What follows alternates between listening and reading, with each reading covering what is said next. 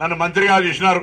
తెలంగాణ రాష్ట్ర మంత్రిగా, హుస్నాబాద్ శాసనసభ నియోజకవర్గ ప్రతినిధిగా ఢిల్లీకి రాజైన తల్లి కొడుకు అన్నట్టుగా హుస్నాబాద్ నియోజకవర్గ ప్రజల సమస్యలే నా ప్రధానమైనటువంటి కర్తవ్యము, బాధ్యత అనే మాట కూడా ఈ సందర్భంగా నేను మనవి చేస్తా ఉన్నా. తప్పకుండా ఈ నియోజకవర్గంలో ఉండబట్టేటువంటి ఇంతకుముందు సందర్భం కాకపోయినా మరి రైతు నాయకుడిగా శివన్న చెప్పిండు. ఇలా గౌరవెల్లికి సంబంధించి గౌరవెల్లి చెప్పుకుంటే బాధ, చెప్పకపోతే బాధ. బండ్ కట్టినాం ఆనాడు 2014 దాకా.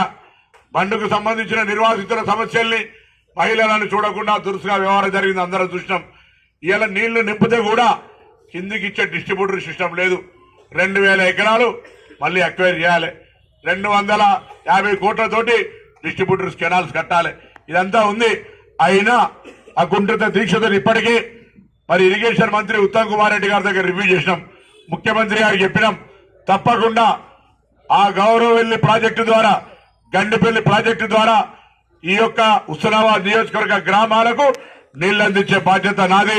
మనందరం కూడా ఇలా రాజకీయాలకు అతీతంగా నాకు సహకరించాల్సిందిగా నేను ముఖ్యంగా నిర్వాసితులు కోరిన నేను దురుసుగా వ్యవహారం చేయ, ప్రభుత్వం ఇవ్వగలిగే పరిస్థితిని వివరిస్తా, అవసరమైతే గదవాటి బతిమలాడి సామరస్యంగా సమస్యను పరిష్కారం చేసేటువంటి ప్రయత్నం చేస్తాం.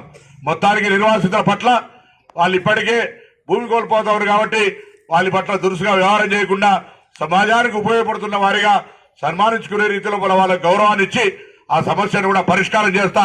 నాకు ఆ విశ్వాసం ఉంది అనే మాట కూడా వాళ్ళు కూడా నా మాట గౌరవం ఇచ్చి తప్పకుండా సమస్య పరిష్కారానికి ముందుకు వస్తారనే మాట నేను ఈ సందర్భంగా కోరుతున్నా. ఇవాళ చివరి రోజు నియోజకవర్గంతో పాటుగా రాష్ట్రంలో మరి నేను హైదరాబాద్ ఇన్ఛార్జి మంత్రిగా కూడా ఉన్నా. అక్కడ కూడా 150 మున్సిపల్ డివిజన్లల్లో చాలా సజావుగా ప్రక్రియ జరుగుతోంది.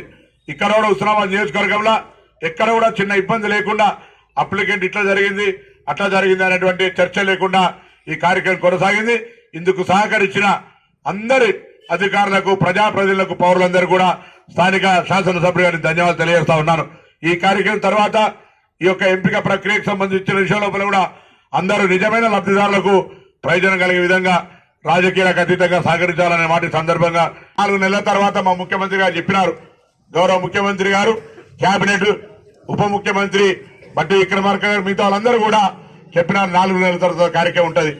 ఇలా హుస్నాబాద్ సంబంధించిన ఎన్నికలప్పుడు చెప్పిన నా అక్క చెల్లెలకు తల్లిగారింటికి పోయినా, వియ్యపురాలు కోడి కోసిన వియ్యపురాలు ఇంటికైనా ఆర్టీసీ బస్సులో ఫ్రీ పోవచ్చని పోతురా లేదా?